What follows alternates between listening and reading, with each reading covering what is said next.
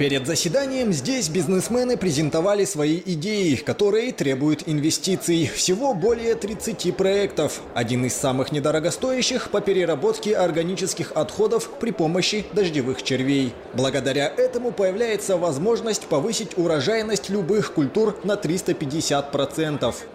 Перерабатываем нашими местными червями, и калифорнийскими, и российскими старательными червями. Все отходы птицеводства, получается, отходы животноводства и городские бытовые отходы, это отходы бумаги и пищевые отходы. И получаем удобрения. Таким образом попытаются решить проблему загрязнения окружающей среды органическими отходами. При их переработке по специальным технологиям образуется биогумус, удобрение которым уже пользуются несколько крестьянских хозяйств. Потенциальные инвесторы уже есть. А на этом стенде презентован один из самых дорогостоящих проектов по переработке золы.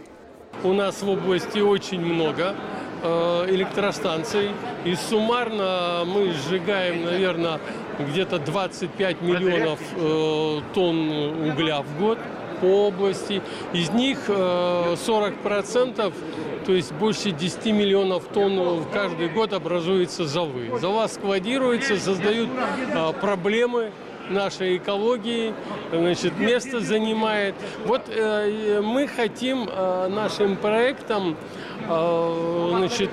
показать, что из золы можно что-то полезное сделать. В результате глубокой переработки золы из 100 тонн выходит 90 тонн продукции. При этом получают 3 основных компонента – аморфный кремнозем или белую сажу, глинозем и железный концентрат. Общий объем инвестиций – 17 миллиардов тенге. Между тем, на заседании в рамках форума было подписано 35 коммерческих документов. В коммунальную собственность будут переданы 2 здания в городе Павлодар, в том числе в целях улучшения жилищных условий, здание под общежитие для сотрудников местной полицейской службы. Я увидел здесь несколько очень интересных научных предложений. Это вот в области сельского хозяйства, в области умного города.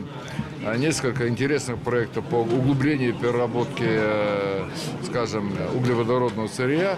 Все это является, на мой взгляд, правильно, поскольку мы должны основываться на тех реальных факторах, которые есть. Сегодня проявила желание поучаствовать в форуме в 3 раза больше, чем в предыдущих форумах. Поэтому вы сегодня видели подписанные меморандумы на более чем 300 миллиардов тенге.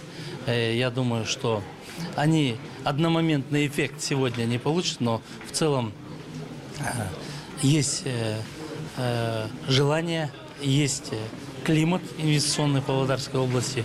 И я думаю, что эти все проекты будут работать. Международный форум «Яртыс Инвест» прошел в Павлодаре уже в 3-й раз. Из года в год количество участников и проектов растет, многие из которых уже успешно реализованы. Азамат Айтхалин, Дмитрий Моисеенко, телекомпания «Ирбис».